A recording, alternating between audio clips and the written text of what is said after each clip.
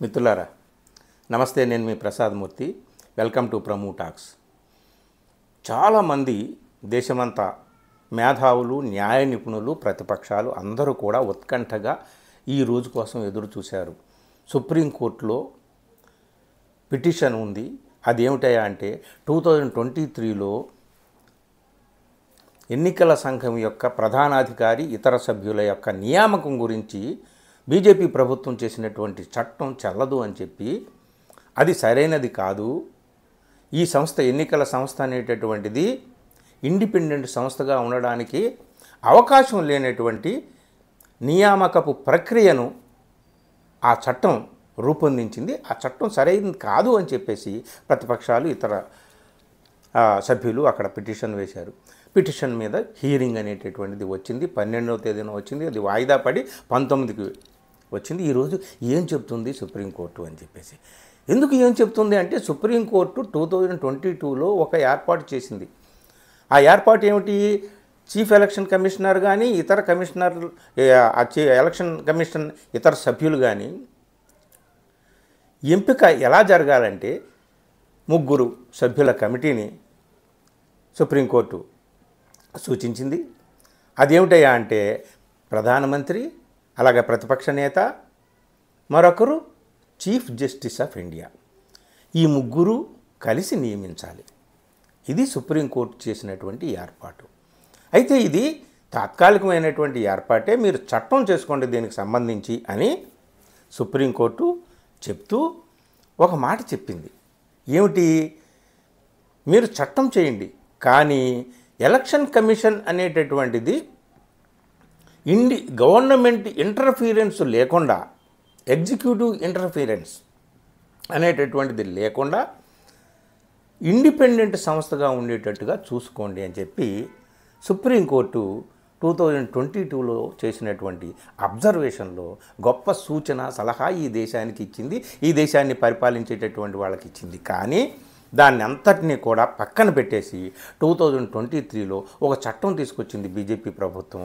అదేమిటంటే, ఆ చట్టం ప్రకారం ప్రధానమంత్రి, మరో కేంద్ర మంత్రివర్గం సభ్యుడు, అలాగే ప్రతిపక్ష నేత, చీఫ్ జస్టిస్ ఆఫ్ ఇండియాని తీసేశారు.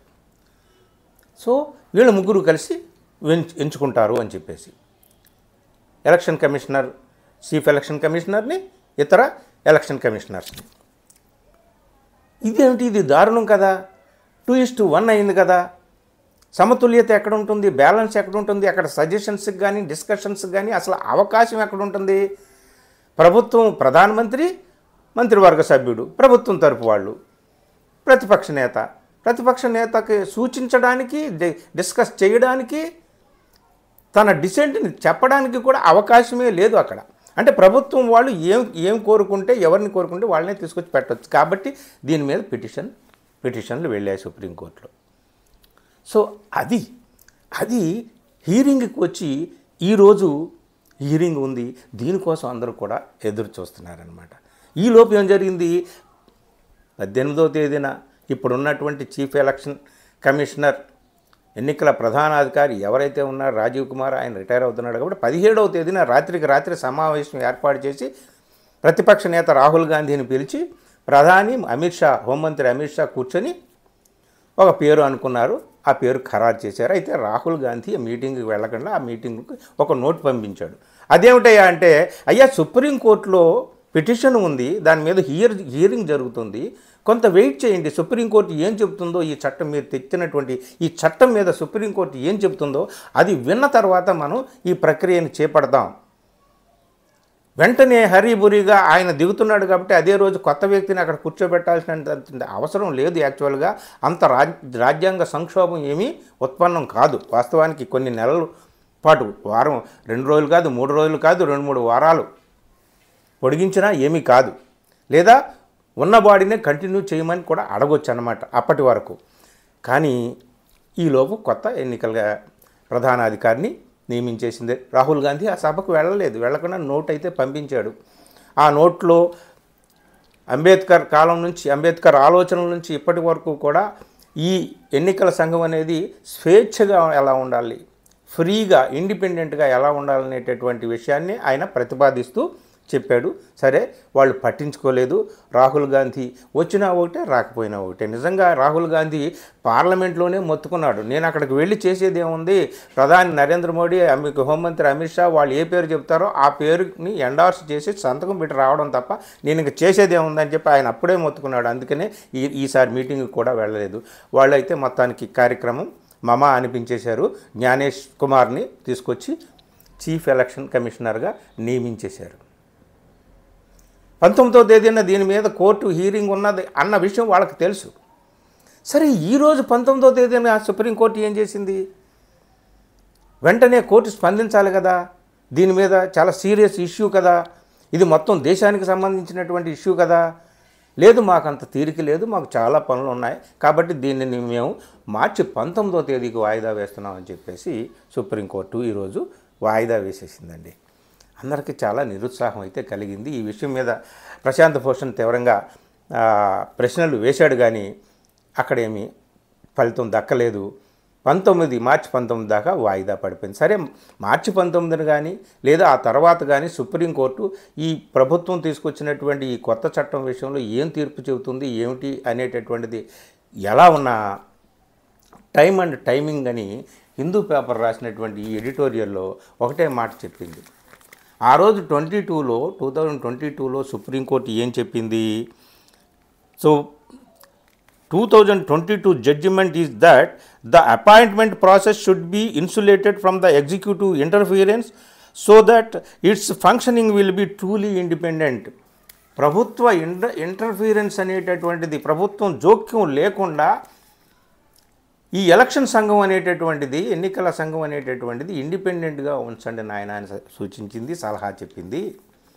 దాన్ని గమనంలో పెట్టుకోవాలని చెప్తూ ఈ ఎడిటోరియల్లో ఎంత మంచి మాట చెప్పారంటే చివర్లో, if elections are to be seen as free and fair by the whole electorate and not merely followers of the winners, the court should not delay this matter any further.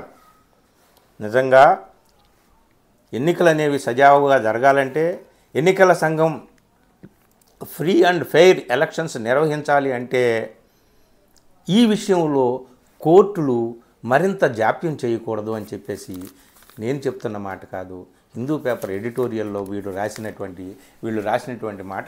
ఇదే న్యాయ నిపుణులు, మేధావులు, ప్రతిపక్షాలు అడుగుతున్నటువంటి మాట. ఈ ఎడిటోరియల్ ఉదయమే వచ్చింది, కానీ తీర్పు మధ్యాహ్నం సుప్రీంకోర్టులో హీరింగ్ పోస్ట్ పోన్ అవుతున్నటువంటి వార్త మధ్యాహ్నం మనకు వచ్చింది. ఏది ఏమైనా మిత్రులారా, పారదర్శకత అనేటటువంటిది లోపించింది. ఈ ఒక్క విషయం ఆలోచిస్తే చాలా బాధ కలుగుతుందన్నమాట. అంటే ఎన్నికల ప్రక్రియ అనేటటువంటిది సమస్త భారతావనికి చెందినటువంటిది. ఒక పార్టీకో, ఒక మతానికో, ఒక ప్రాంతానికో, ఒక కులానికో చెందినటువంటిది కాదు. అధికార పక్షానికి, ప్రతిపక్షానికి లేదా ప్రజలందరికీ సంబంధించినటువంటిది ఎన్నికల ప్రక్రియ. సో అందరి మనోభావాలని దృష్టిలో పెట్టుకొని ఫ్రీ అండ్ ఫెయిర్గా ఎలక్షన్స్ నిర్వహించాలంటే ఈ ఎన్నికల సంఘం ఇండిపెండెంట్గా ఉండాలి. ఇండిపెండెంట్గా ఉండాలంటే అసలు ఆ ఎన్నికల సంఘం సభ్యులు, ప్రధానాధికారి, ఇతర సభ్యులు వీళ్ళందరూ కూడా ఎలా నియమింపబడాలి, ఎవరి చేత నియమింపబడాలి అనేటటువంటిది కీలకం కదా. అధికారంలో ఉన్నటువంటి వాళ్ళే నియమిస్తే తప్పనిసరిగా అక్కడ తమకు కావాల్సినటువంటి వ్యక్తులనే నియమించుకుంటారు కదా. ఇది చిన్న పిల్లవాడికి కూడా అర్థమయ్యేటటువంటి విషయం కదా. ఇందులో పారదర్శకత ఏది, నిష్పాక్షికత ఏది? సో ఇంపార్షియల్ సెలక్షన్ అనేటటువంటిది ఎలా జరుగుతుంది? మీరు కోరుకున్నదే జరుగుతుంది. రాహుల్ గాంధీ గగ్గోలు పెట్టి రొమ్ము బాదుకుంటూ చెప్పినటువంటి విషయమే జరిగింది. నేను అక్కడికి వెళ్ళి ఏం చేయాలి, ఆ మీటింగ్కి వెళ్ళి అని చెప్పి ఆయన పాపం బాధపడ్డాడు. అందుకని మీటింగ్కి కూడా వెళ్ళలేదు. నువ్వు వచ్చినా ఒకటే, రాకపోయినా ఒకటే. నిజానికి కూడా అక్కడ ప్రతిపక్ష నేత వెళ్ళినా ఒకటే, వెళ్ళకపోయినా ఒకటే. జరిగేది మాత్రం అక్కడ ప్రధాని, హోంమంత్రి ఇద్దరు ఉంటారు కాబట్టి వాళ్ళకి కావాల్సినటువంటి వ్యక్తే అక్కడ వస్తాడు. నిజంగానే జ్ఞానేష్ కుమార్ వచ్చాడు. ఒక కుమార్, రాజీవ్ కుమార్ వెళ్ళిపోయాడు, మరో కుమార్ వచ్చాడు. ఏ కుమార్ అయితే ఏముంది, తలబాదుకోవడానికి ఏ రాయి అయితే ఏముందని పళ్ళోడు కొట్టుకోవడానికి సామెత ఉందే. ప్రతిపక్షాలు అలా అనొచ్చు. అయితే జ్ఞానేష్ కుమార్ ఆయన వ్యక్తిత్వం మీద కానీ, ఆయన ఏం చేస్తాడని కానీ మనం ఇప్పుడు ప్రశ్నలు సంధించడానికి అవకాశం లేదు. ఇక్కడ ఆయన గురించి కానీ కొత్తగా నియమితుడైనటువంటి సిఈసి మీద ఎలాంటి ప్రశ్నలు మనం ఎక్కువ పెట్టట్లేదు. ఆయన నిజాయితీని మనం ప్రశ్నించటం లేదు. కానీ ఆ నియామకం వెనక జరుగుతున్నటువంటి ప్రక్రియ సజావుగా లేదు అనేటటువంటి విషయమే అందరూ కూడా ప్రశ్నిస్తున్నటువంటి విషయం. చూడాలి ఈ విషయంలో సుప్రీంకోర్టు ఎలా స్పందిస్తుంది, ఏమి తీర్పు ఇస్తుంది, ఎలాంటి సూచనలు చేస్తుంది. ఆల్రెడీ సూచనలు చేసింది, దాన్ని పెడచెవిని పెట్టారు. కానీ కోర్టు జోక్యం చేసుకోవచ్చు. ఆ జోక్యం చేసుకుంటుందా, ఇది చట్టం వచ్చేసింది కాబట్టి మేము ఇక ఏం చేయలేమని చెప్పేసి చేతులు దులుపుకుంటుందా? వేచి చూడాల్సిందే మార్చి 19 వరకు. మార్చి 19ని కాకపోతే మరో 19 తేదీ వరకు వేచి చూడాల్సిందే. ఎవరు ఏమీ చేసేది ఏం లేదు. ఇది మిత్రులారా ఏకపక్ష నిర్ణయాలతో జరుగుతున్నటువంటి కొన్ని అప్రజాస్వామిక చర్యలు. దేశమంతా ఎదురు చూస్తున్నది ఒకటి, జరుగుతున్నది ఒకటి. ఏమో సుప్రీంకోర్టు ఈ విషయంలో ఎలా స్పందిస్తుందో వెయిట్ అండ్ సీ. ఈ వీడియో నచ్చితే మిత్రులకు షేర్ చేయండి. Thank you.